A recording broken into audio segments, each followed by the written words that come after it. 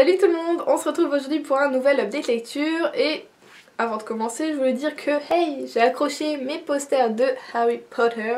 Je vous ai donc filmé tout mon mur pour que vous voyez vraiment ce que ça donne, donc c'est parti. Donc voilà ce que donnent les posters une fois affichés. Je sais peut-être pour ceux qui me suivent sur Instagram, c'est pas la même, j'ai pas affiché de la même façon que sur Instagram parce que pour la photo d'Instagram en fait j'avais accroché avec de la pâte à fixe et les affiches sont apparemment trop lourdes pour la pâte à fixe, du coup genre 2 heures après avoir affiché j'ai retrouvé la moitié par terre. Donc j'ai dû mettre des punaises et j'ai tout affiché. Et j'ai changé du coup les posters de place et de, on va dire, de structure. Là je les ai un peu penchés, tout ça. Enfin moi j'aime bien quand c'est un peu penché. J'aime pas quand tout est droit. Donc voilà, j'ai penché comme ça. Voilà, je suis super contente d'avoir trouvé, ce petit livre avec tous les posters. Et j'ai vu qu'il y en avait un deuxième, mais cette fois-ci c'était les portraits des personnages. Donc j'irai me l'acheter peut-être le mois prochain, ou enfin je verrai, voilà, je vais me faire tout un mur Harry Potter. Donc on rentre dans ma chambre, ça fait, je suis fière de moi, ça fait super classe, enfin voilà, j'aime beaucoup. Donc voilà ce que ça donne. Donc on va pouvoir commencer l'update lecture. On commence avec Did I Mention I Love You de Estelle Mascamé. Je sais toujours pas si on dit Mascamé. Enfin bon, le tome a juste fait un gros boom on va dire dans l'univers livresque début d'année. Et j'étais là, je veux trop lire mais je vais résister, je vais faire comme d'habitude, je vais attendre minimum 6 mois, je suis capable d'attendre même un an et demi pour lire un livre après on va dire la vague, même si je veux à tout prix le lire, je suis capable d'attendre un an et demi. Ah bah j'ai pas réussi, j'ai pas réussi à attendre. Mais je suis contente hein, d'avoir été faible et d'avoir succombé à ce livre, voilà. Donc on est dans un young adult forcément, et en gros on est avec Eden qui est une fille franchement comme les autres, voilà, elle a une vie tout à fait normale. Ses parents ont divorcé il y a 3 ans, elle a plus trop de nouvelles de son père, on va dire qu'il s'en fout un peu d'elle, et du jour au lendemain il lui demande hey, tu vas passer les vacances chez moi ? Bien sûr.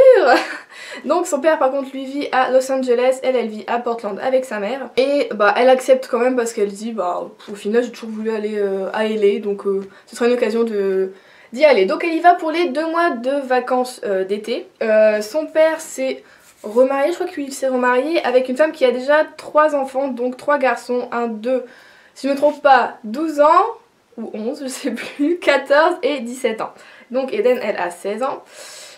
Et donc avec les 2 plus petits ça se passe très bien, il accepte tout ça. Et le dernier, elle trouve juste que c'est un gros con. Hein, tout simplement, voilà. Il est violent, il écoute jamais, il boit beaucoup, il sort, enfin voilà, tout ce qu'Eden n'aime pas.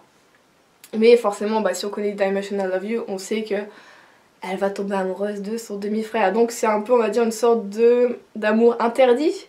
Même s'ils n'ont aucun lien de sang, forcément son père et sa mère à lui, ils sont mariés quoi, donc ça le fait pas trop. Donc c'est plutôt, enfin fallait y penser, je sais que ces temps-ci il y a des livres qui vont un peu plus là-dessus, mais c'est vraiment le premier que je lis avec cette histoire là, et j'ai beaucoup aimé, j'ai aimé tous les personnages, j'ai aimé l'écriture de l'auteur, je crois quand elle l'a écrit elle avait que 16 ans. Chapeau parce que franchement ça se lit tout seul. Elle exploite super bien ses personnages, leurs problèmes. Eden, on voit que c'est une fille qui... elle veut faire des études de psychologie et on voit qu'elle elle veut connaître les gens, on va dire, à fond. Elle les observe, elle voit quand ils sont pas bien ou tout ça, elle sait ce qu'il faut faire, ses réactions, tout ça. Elle sait comment agir par rapport à la situation et par rapport à l'humeur des gens. Donc c'est super intéressant là-dessus. Par contre aussi, oui c'est vrai que je trouve que Eden a de gros problèmes, enfin on le voit par la suite pourquoi, avec la nourriture. Je trouve qu'elle ne mange jamais. Si vous êtes au régime vous pouvez lire ce livre, il n'y a pas de... Elle mange jamais et ça m'a pas trop plu. Moi j'aime bien les gens qui mangent normalement ou sainement, ou même s'ils aiment la bouffe, ils aiment la bouffe quoi. Au début quand j'ai commencé à lire je me suis dit ouais, il va y avoir un truc derrière ou quoi, bon ça va, c'est pas très gros mais... Ça m'a un peu dérangé le coup de la nourriture. Par contre, voilà, comme d'habitude, moi je suis toujours avec les couvertures. Il y a encore un truc qui me fait tilt, c'est que donc Tyler, dans le roman, a les yeux verts. Hein, Eden nous le dit souvent qu'il a les yeux verts. Il a de très beaux yeux d'ailleurs. Et pour moi, le gars sur la pochette, si c'est bien sûr censé être lui, a les yeux bleus. Donc je sais pas, est-ce que je suis la seule à avoir tilté ou je sais pas. Il a bien les yeux bleus, hein. Oui, C'est des yeux bleus. Je vois pas mal, hein. Non, pour moi c'est bleu. Bleu. Ouais. Et l'auteur a juste... Enfin voilà, je me dis si elle avait pas écrit, ce serait dommage quoi. Elle est faite pour ça totalement, même si bon l'histoire là pour moi c'est young adulte. Elle pourra écrire d'autres choses plus tard qui seront juste je pense excellentes aussi parce que sa plume est géniale. Ça... Voilà, je pense qu'elle pourrait écrire n'importe quoi, je trouverais ça bien je crois. C'est rare les auteurs comme ça qui peuvent me... Je sais pas, je pourrais lire leur liste de courses, ce serait cool. Voilà, donc franchement ça a été... Je sais pas si c'est vraiment un coup de cœur quand même parce que le young adulte c'est pas quelque chose que j'aime énormément.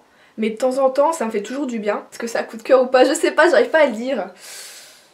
Peut-être que avec le deuxième tome, je pourrais me dire si c'est un coup de cœur ou pas, là peut-être que ça ira. Enfin bon voilà, ça donne envie d'aller en Californie, d'aller à LA, de voir les lettres Hollywood, d'aller sur la plage. En plus quand je l'ai lu, il faisait super beau chez moi. Donc je l'ai lu un peu au soleil, tout ça, je me croyais, bon pas forcément en Californie, mais voilà, on aurait dit des vacances, donc franchement j'ai lu dans de bonnes conditions, c'est peut-être ça aussi. Super contente, donc bah si vous n'avez pas lu The Dimension I Love You, franchement si vous adorez le young adult, et même si vous aimez pas tant que ça, mais que ça vous intéresse, bah lisez-le, ça se lit tout seul, en 2 jours je l'avais lu.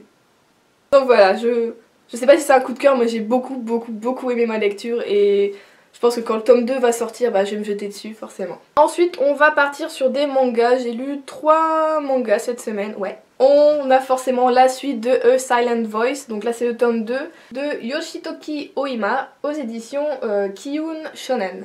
J'ai également le tome 3, je l'ai lu, mais c'est ma soeur qui l'a, donc je vais parler des deux ensemble. Donc dans ce tome 2, on continue à suivre Shoya et Shoko. Mais Shoko...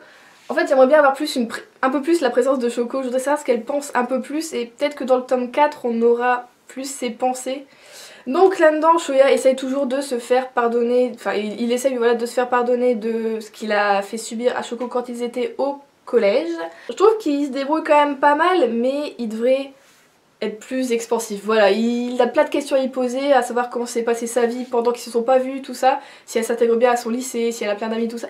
Il a jamais lui poser les questions, donc j'espère que dans les prochains tomes, il en aura un peu plus. Après, Shoko, on voit aussi qu'elle essaye d'aller vers lui, surtout vers la fin du tome 3. Et on a aussi dans ce tome-ci l'arrivée de la sœur de Shoko, qui est juste trop mignonne. Enfin, je sais pas, moi je l'adore. Elle a un bon caractère, elle est bien présente, elle y va, hein, voilà, c'est la petite sœur mais on voit qu'elle a toujours protégé sa grande sœur justement pour son problème et donc elle se laisse pas faire quoi et c'est bien une petite sœur protectrice comme ça me rappelle moi avec ma sœur un peu. Enfin, voilà, le personnage de la sœur de Shoko est juste génial. Ensuite dans le tome 3, on a d'anciens personnages du tome 1 que Shoya n'avait pas forcément envie de revoir, de recroiser. Je dois dire que moi non plus. Donc j'ai un peu moins aimé ce tome 3 comparé au tome 2 parce que je voulais pas voir ces personnages. On voit qu'ils ont pas évolué. Ils ont pas réfléchi en fait à ce qu'ils avaient fait avant. Pour eux c'était normal et ça continue d'être normal. Donc là j'avoue que le tome 3 m'a un peu moins plu à cause de ça parce que ils sont toujours un peu gamins, voilà. Bon après on voit du coup que Shoya lui a vraiment changé et qu'il veut changer et qu'il s'intéresse pas trop à eux, donc ça c'est plutôt cool. En plus Shoya se fait un nouvel ami, donc voilà, on voit vraiment qu'il évolue, qu'il veut s'intégrer et que, bon, même si son ami est un peu flippant, moi je trouve.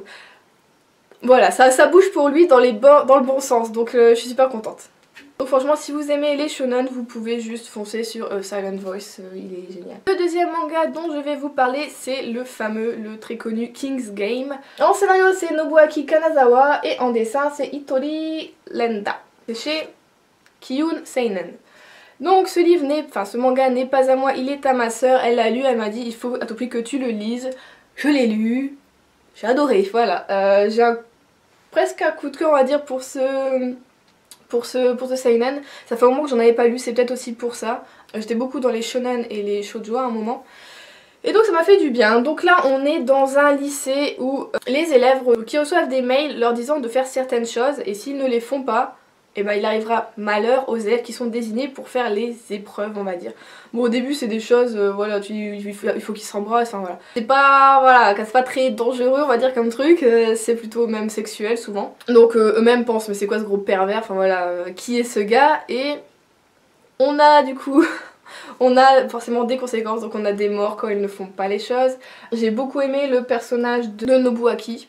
Après j'ai trouvé malheureusement que sur les dessins, j'aime bien les dessins, mais les filles, juste là quand on voit, j'aime pas trop leur représentation. Les garçons je trouve bizarrement ça va, mais les filles j'aime pas du tout.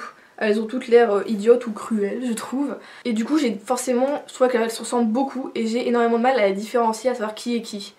Pour les garçons ça passe, mais pour les filles j'y arrive pas. C'est peut-être parce que c'est que le premier tome, peut-être que dans les prochains j'y arriverai mieux, ça se mettra, voilà.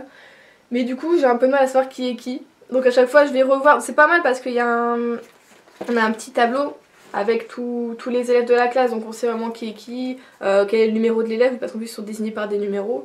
Mais sinon on a beaucoup de suspense, on se demande toujours ce qui va arriver à nos personnages.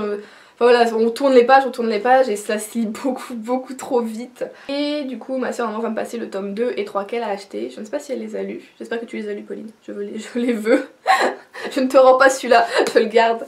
Non franchement j'aime beaucoup, je suis déçue de ne pas l'avoir acheté moi-même. Donc voilà, ça a été, ouais c'est peut-être un coup de cœur ouais, pour ce seinen, j'ai beaucoup aimé. Donc si vous aimez on va dire le suspense, la violence, les personnages qui crient beaucoup, ça crie beaucoup dans le manga, on le voit beaucoup. Franchement foncez sur King's Game. Et on finit avec une auteure que j'aime beaucoup. Amélie Nothomb avec, enfin moi j'ai dit à la française, alors Nothomb comme on veut, avec Petroni, donc c'est le livre de poche. Ça faisait un moment que j'avais pas lu d'Amélie Nothomb. Le premier livre que j'avais lu c'était Stupeur et Tremblement, j'avais adoré parce que ça se passait au Japon. Et du coup j'avais continué avec Ni d'Ève ni d'Adam que j'avais aussi beaucoup aimé, mais j'avais quand même préféré Stupeur et Tremblement. Et ma soeur, encore elle, hein, donc il n'est pas à moi celui-ci, l'a acheté la semaine dernière je crois, elle l'a lu en une soirée et elle me dit Juliette il faut que tu le lises. Je l'ai pris et elle me dit ça tourne autour du champagne. Un livre dédié au champagne, c'est génial. Je suis pas hyper fan du champagne, j'aime bien ça, mais quand on le lit, mais elle nous donne trop envie de boire une coupe en le lisant quoi. Mais je pense que c'est ce que j'aurais dû faire, mais j'ai pas de champagne. Mais il faut boire du champagne en lisant ce livre, je pense que c'est génial. Comment elle en parle, on a le goût dans la bouche, je sais pas, c'est...